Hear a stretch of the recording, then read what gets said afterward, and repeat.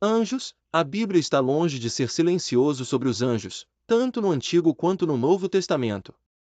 Os anjos são mencionados mais de 200 vezes. Os anjos de Deus são espíritos ministradores, eles não podem ser vistos com olhos físicos porque são espíritos e assim como vivemos na luz e as trevas, boas e más, justos e injustos, também temos anjos diferentes. Temos os espíritos ministradores de Deus e também existem espíritos malignos imundos ou anjos das trevas. Agora, gostaria de focar nos anjos do Senhor. Uma coisa da qual devemos estar cientes é que os anjos estão sempre em missão, eles foram criados para vários propósitos que devem cumprir. E porque Deus criou esses seres espirituais, temos acesso a eles através da oração e da revelação, o que significa que podemos pedir a Deus para enviar seus anjos em nosso nome. Há anjos diante do Senhor, ministrando em adoração a Ele. Alguns foram criados por Deus para esse propósito, eles formam um grande e todo-poderoso coro no céu, com vozes incríveis que todos se unem em unidade. Todos eles cantam um acordo para adorar ao Senhor. Agora também existem anjos que são criados para a guerra, é por isso que a Bíblia se refere a Deus como Senhor dos Exércitos em Isaías 14:22. Existem anjos criados para a guerra espiritual. Basta perguntar a Eliseu em 2 Reis 6, 1-17, onde a Bíblia diz: E Eliseu orou: abra seus olhos, Senhor, para que ele pudesse ver. Então o Senhor abriu os olhos dele, olhou e viu as colinas cheias de cavalos e carruagens de fogo ao redor de Eliseu. Eu só posso imaginar, e isso foi um espetáculo. Ver Eliseu e seu servo cercados por homens, mas eles tinham reforços de centenas e milhares de anjos em cavalos e carruagens de fogo. Os anjos guerreiros de Deus foram enviados para protegê-los. Deus enviou anjos para proteger, lutar contra os inimigos de Deus, e lutam para defender os filhos de Deus. Os israelitas desfrutaram do benefício de ser povo de Deus, porque com a ajuda dos anjos de Deus eles lutaram e venceram muitas de suas guerras. Basta ler Josué 5 e você verá a realidade da proteção de Deus através dos anjos. Alguns versículos para você levar são Josué 5, 13 e 14. A Bíblia diz agora que quando Josué estava perto de Jericó, ele olhou para cima e viu um homem parado, na frente dele com uma espada desembainhada na mão.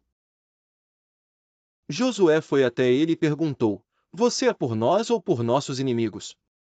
Mas como comandante do exército do Senhor eu vim agora. Este foi o encontro de Josué com o capitão do Senhor dos Exércitos. Trago isso à sua atenção para que você possa ser encorajado, para que possa ser confiante e ousado, não importa as batalhas que enfrentamos. Podemos encontrar na vida a ajuda dos anjos do Senhor para que lutem em nosso nome enquanto oramos fervorosamente no reino espiritual. Os anjos são enviados pelo Senhor para permanecerem na lacuna e travar nossas batalhas por nós. Eu sou Gabriel, estou na presença de Deus, e fui enviado para falar com você e trazer-lhe esta boa notícia. E se você olhar para trás, na história de Daniel, ele também encontrou o anjo do Senhor, a respeito do entendimento de uma visão de Deus. Mas ele não entendeu, ele jejuou e orou por semanas, e no final das semanas o anjo designado para lhe trazer resposta chegou. O anjo mostrou-lhe visões de eventos futuros e explicou-lhe o Apocalipse de acordo com Daniel 10. Então, como alguém recebe a ajuda dos anjos? Mateus 4, 6 diz que, se você é o Filho de Deus, jogue-se no chão, pois está escrito que ele dará ordens a seus anjos sobre você, e em suas mãos eles o sustentarão para que você não tropece pedra alguma. Dará aos seus anjos o comando sobre nós. Isso significa que o Senhor deu a cada um de seus filhos anjos, que são designados para protegê-los. Cada crente tem seu anjo, que foi encarregado deles e os vigia do reino sobrenatural. Mas infelizmente às vezes não reconhecemos as obras deste anjo. Nós fazemos nossas atividades diárias, protegidos por este anjo desconhecido para nós, estamos protegidos do mal. Mas eis o que acontece quando, eventualmente, algo perturbador ou desafiador surge em nosso caminho. Somos rápidos em culpar Deus por não nos proteger, mas mal percebemos que fomos nós que falhamos em desempenhar o nosso papel. Assim como os anjos têm o seu papel, nós também temos o nosso papel a contribuir. Se não pedirmos ajuda, então como podemos obter ajuda? É verdade que os anjos estão em uma missão, mas como cristãos, também temos a responsabilidade de nos mantermos em sintonia com o reino de Deus. O efeito da oração em nossas vidas e em nossa caminhada cristã e na sociedade em geral não pode ser subestimado.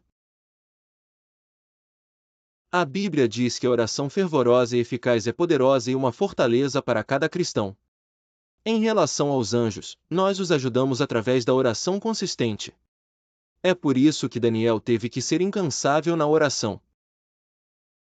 Devemos continuar orando mesmo quando não recebemos os resultados de nossas orações. Foi a oração consistente e contínua de Daniel que fez Deus enviar um arcanjo e trazer-lhe uma oração respondida. Impulsiona seu anjo à ação. É por isso que devemos aprender a permanecer no lugar de oração, se quisermos resultados tangíveis. Quando você estiver em um lugar onde se sinta cercado, continue falando a palavra. Continue orando, comande seus anjos para lutarem por você. Deus irá ouvi-lo e enviá-los para cumprir suas ordens. A Bíblia diz que estamos cercados por uma incontável companhia de anjos. Quando sua fervorosa oração por ajuda chegar ao céu, é Deus quem envia esses anjos. Deus é quem os libera para fazer o trabalho para o qual foram designados. Eu amo o que a Bíblia diz no Salmo 91, versículo 11, pois ele ordenará aos seus anjos a seu respeito, que o guardem de todas as maneiras. Louvar a Deus é uma expressão de fé. Você está agradecendo a Deus porque acredita que recebeu o que pediu. Devemos louvar a Deus sempre, sabendo plenamente que Deus é capaz de fazer muito mais. Abundantemente além do que podemos pedir ou pensar, de acordo com o seu poder que está operando em nós. Enquanto acreditamos em Deus, devemos louvá-lo, independentemente do que estamos passando. Apesar de nossos pedidos de oração, também devemos continuar em ação de graças. O anjo do Senhor que nos foi designado será estimulado a atender a nossa situação. Como louvamos a Deus, a ajuda que seu anjo precisa é certa. Aí na sua boca fale a palavra de Deus, fique de joelhos e ore e confie em Deus, para fazer o resto. A força do seu anjo está no poder de suas orações, então continue orando. Continue assim, seja consistente, seja implacável. Sua luta é de joelhos, Deus fará o resto e enviará reforços para a batalha.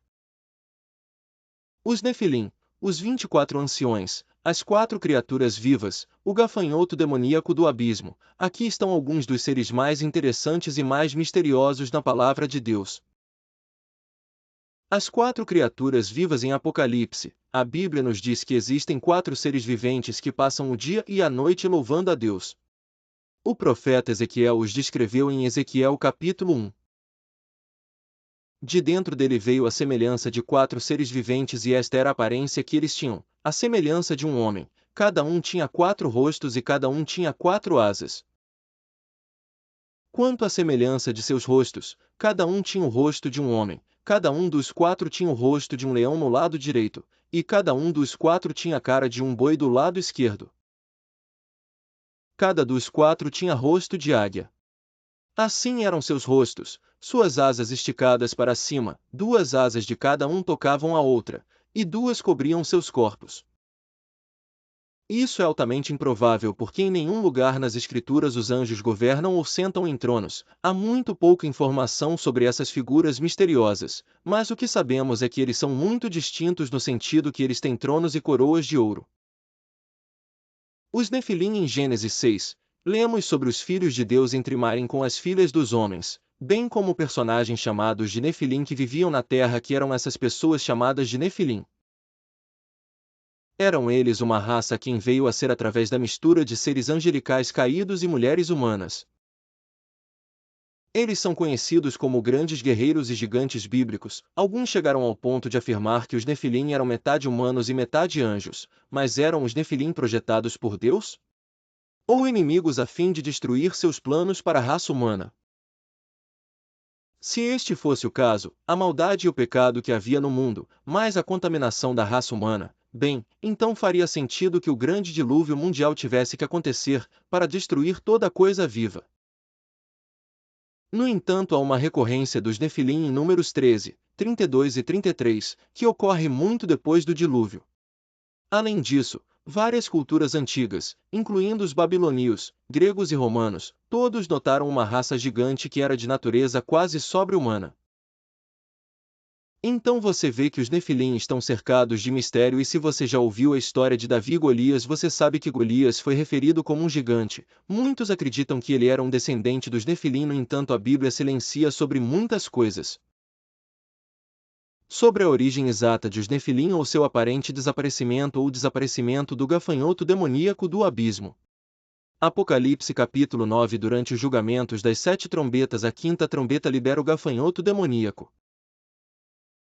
De acordo com Apocalipse 9, uma estrela cai do céu e abre o abismo, liberando uma enorme nuvem de fumaça, que bloqueia o sol e polui o ar. Agora imagine acordar um dia e descobrir que a luz do sol e o ar ficaram escuros por causa da fumaça saindo de um poço sem fundo.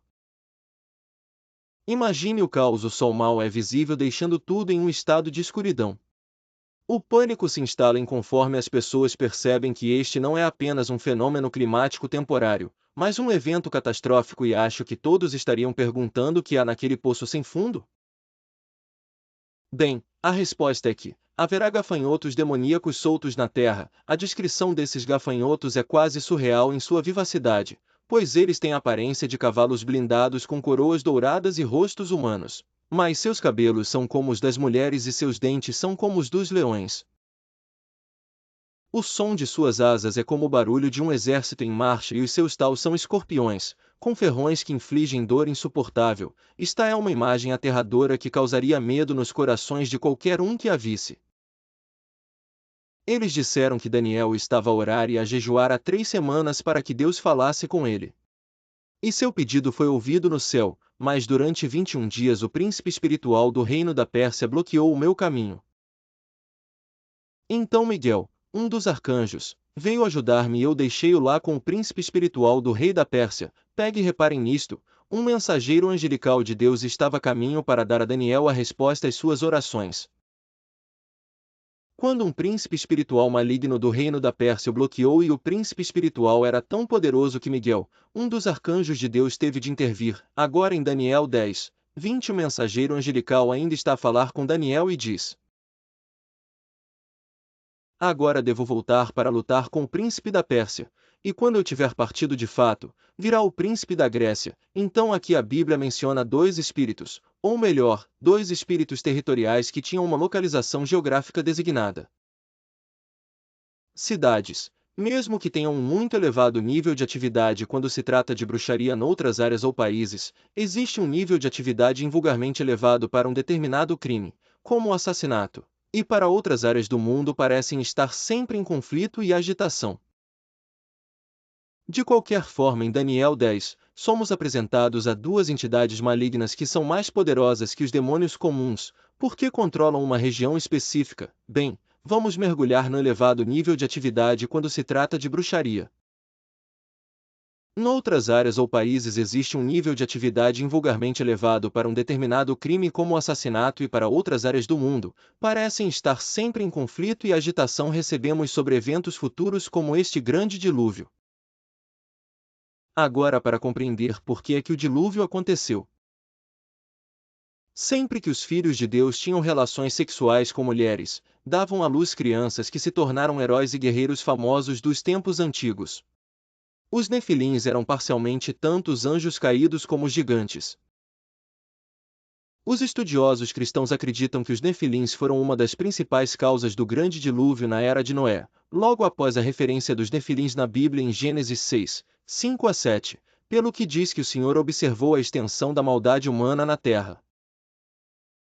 E ele viu que tudo o que eles pensavam ou imaginavam era consistente e totalmente mal. Então o Senhor arrependeu-se de os ter criado e colocado na terra. Isso partiu o seu coração, e o Senhor disse: vou acabar com esta raça humana. Criei a face da terra. Sim, e destruirei todos os seres vivos, todas as pessoas, os animais de grande porte, os pequenos animais que correm pelo chão e até as aves do céu. Deus de um homem e de uma mulher, mas essa é a única razão pela qual o grande dilúvio aconteceu. pelas quais o grande dilúvio aconteceu, reserve um momento para que veja o Novo Testamento em Mateus 24, 36 e 37. Jesus disse o seguinte: mas a respeito daquele dia e hora ninguém sabe, nem mesmo os anjos do céu, nem o Filho do Homem, mas apenas o Pai.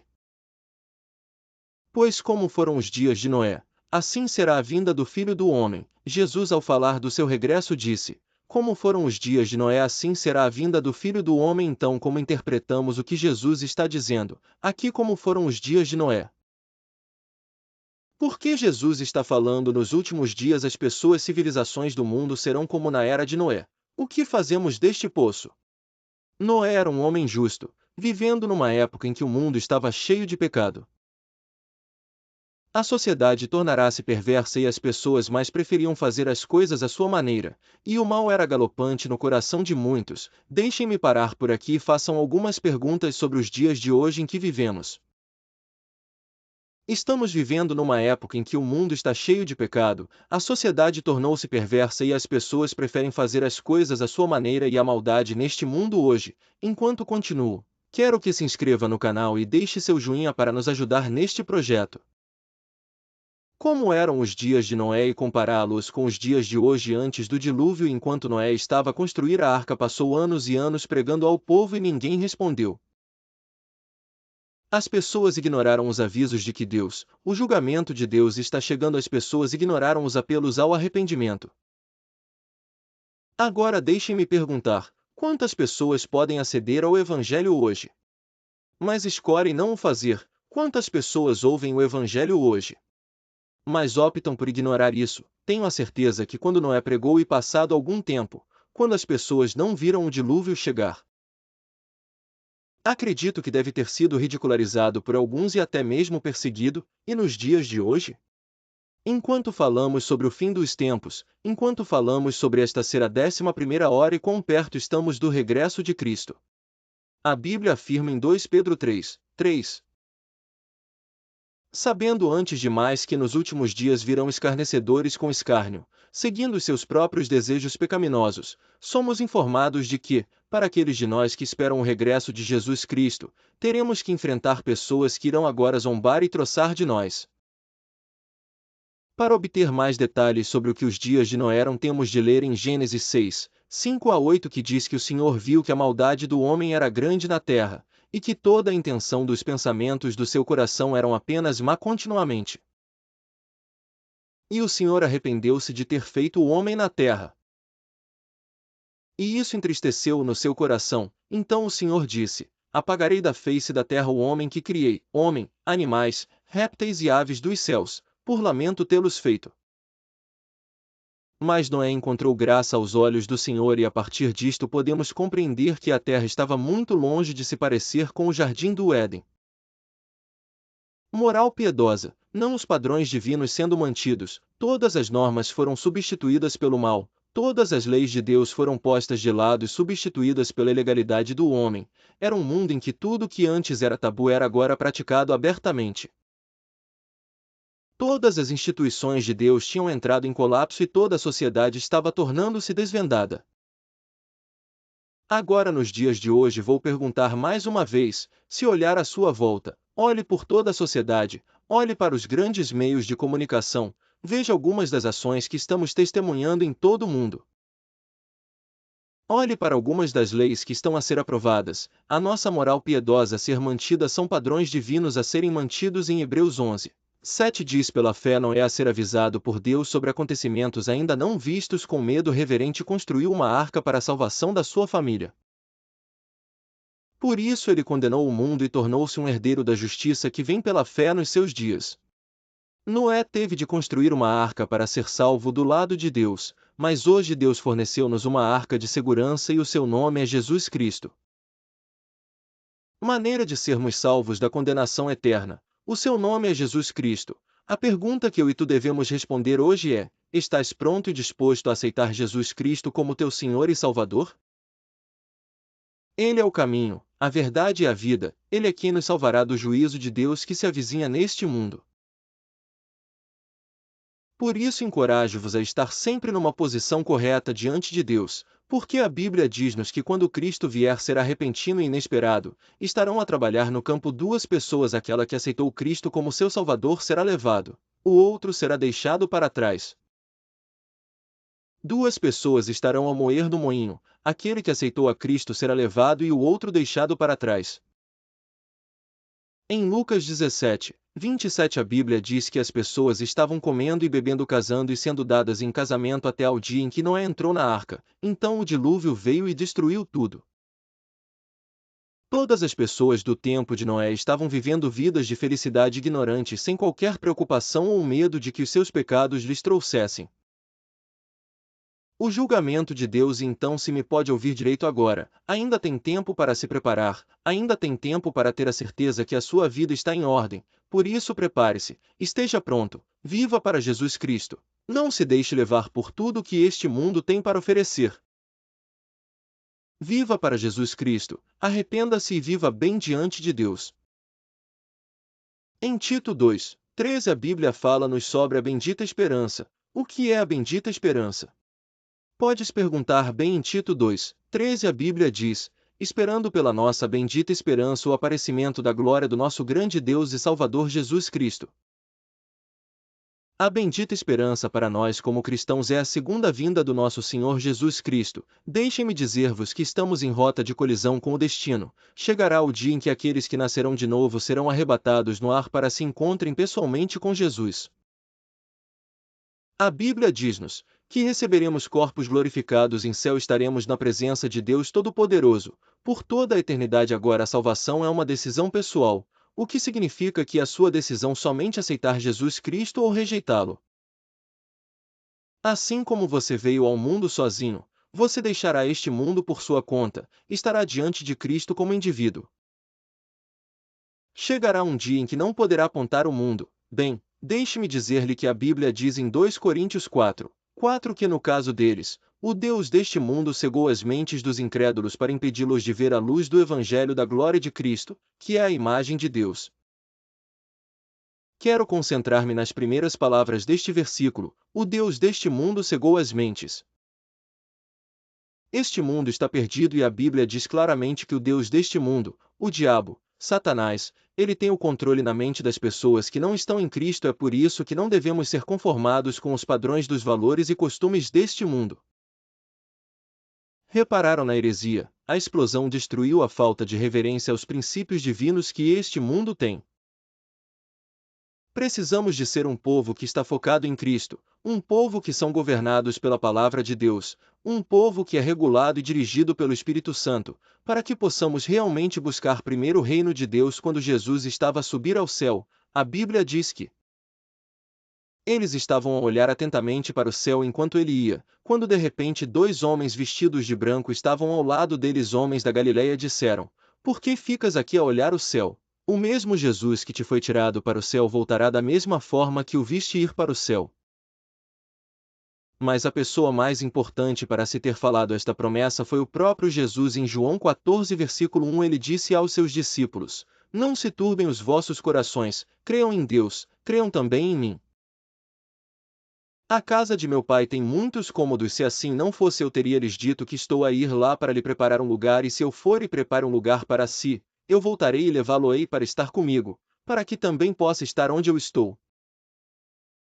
Tantos escritores, oradores diferentes, alguns até do reino angelical, todos dizendo a mesma coisa: Jesus Cristo está voltando.